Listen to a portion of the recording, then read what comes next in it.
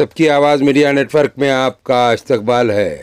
Maulana Azad national Urdu university Hyderabad میں آج قومی یوم تعلیم یعنی نیشنل ایجوکیشن ڈے کا انعقاد کیا گیا۔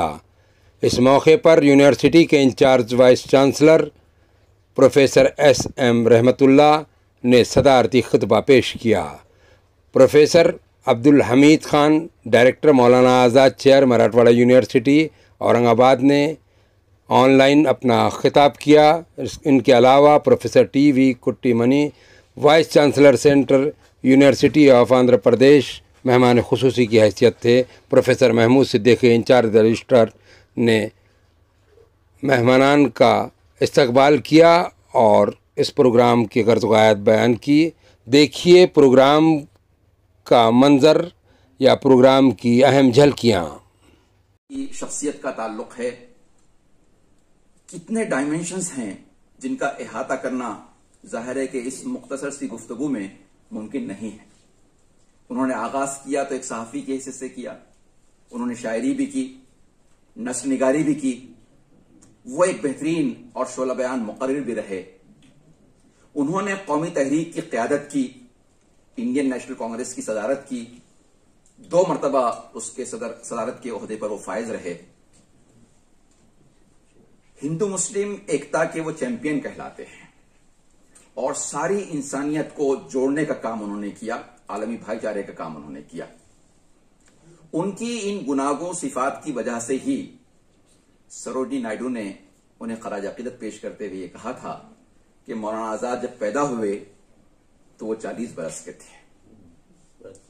میچورٹی کی آپ دیکھیے، انتہا دیکھیے کہ مولانا آزاد کی سوچ، ان کا ویژن، مستقبل پر ان کی نظر، ان تمام چیزوں کو ملحوظ رکھتے ہوئے سروجنی نائیڈو جیسی قائد نے یہ بات کہی تھی۔ مولانا نے جن کارہائے نمایاں کو انجام دیا ہے، ان سب چیزوں کو بہت ہی خوبصورتی کے ساتھ انہوں نے ہمارے سامنے پیش کیا ہے۔ انہوں نے اپنی بات کو پنڈت جواہر لال نہرو جی کے حوالے سے، مہاتما گاندھی جی کے حوالے سے بھی رکھی ہے اور یہ بھی کہا ہے کہ مہاتما گاندھی جی مولانا کے خیالات سے متفق ہوتے ہوئے کئی مرتبہ اپنی جو تجویز رہی، اپنا جو فیصلہ رہا، اس پر انہوں نے دوبارہ غور بھی کیا ہے۔ مولانا کی شخصیت کے جو مختلف پہلو ہیں، ان کو سامنے رکھتے ہوئے اس بات کا احساس بھی دلایا ہے اور اس بات کو ثابت بھی کیا ہے کہ ان کی معنویت آج بھی برقرار ہے اور ہمیشہ برقرار رہے گی۔ اور ہم ہندوستانیوں کا یہ فرض ہے، یہ ذمہ داری ہے کہ مولانا کی جو تقاریر ہیں اور پھر تحریریں ہیں یا پھر ان کی جو وچار دھارا ہے، جن پر جو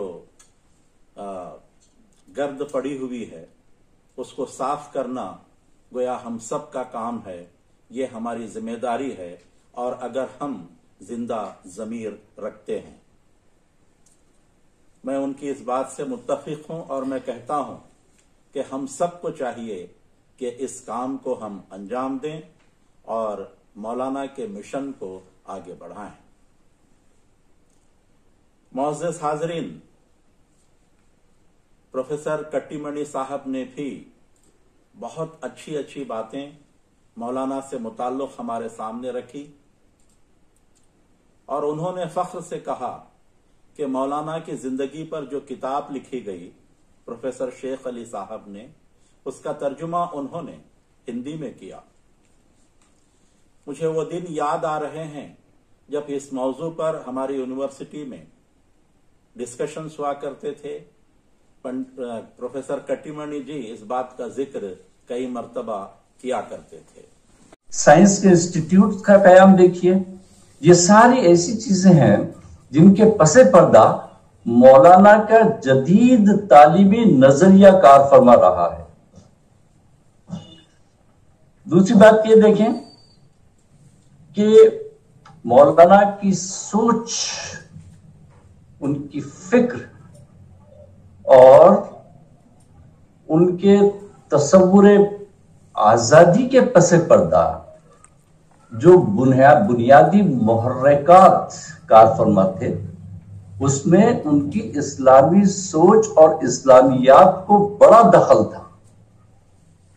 یہی بات ایک سمجھنے کی ہے کہ اسلام اور حب الوطنی کے درمیان کہیں کوئی تضاد نہیں، جس کا اعتراف پنڈت نہرو نے اپنے بیان میں کئی بار کیا ہے کہ مولانا اس کی مثال پیش کرتے ہیں کہ حب الوطنی اور مذہب سے آپ کے تعلق کے درمیان کوئی تضاد نہیں۔ ویسے بھی مولانا کی جو ہمہ جہت شخصیت تھی، جو ان کے ملٹیپل ڈائمینشنز تھے، تعجب ہوتا ہے کہ ان کی زندگی کے جو مختلف پہلو تھے اور ہر پہلو کے جو مختلف رنگ تھے، اور وہ رنگوں کا جو ایک امتزاج ان کی شخصیت پیش کرتی ہے، ان پہلوؤں میں کہیں کوئی ٹینشن نظر نہیں آتا۔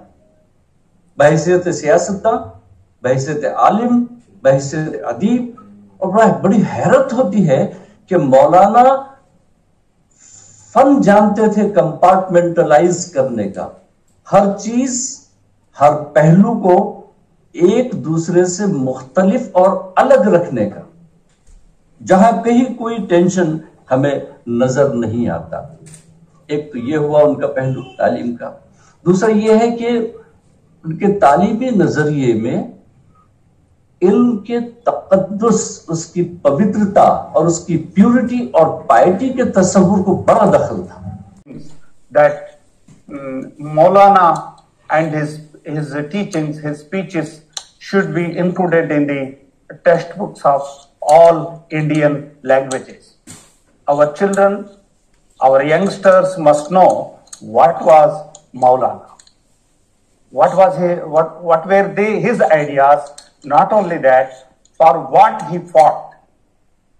If we call Maulana Azad was our man, he was particular, he was from some community. It is a great insight. He was an Indian and he fought for Indianship. He fought for science. He fought for culture. He fought for language. And not only that, he established UGC. He has established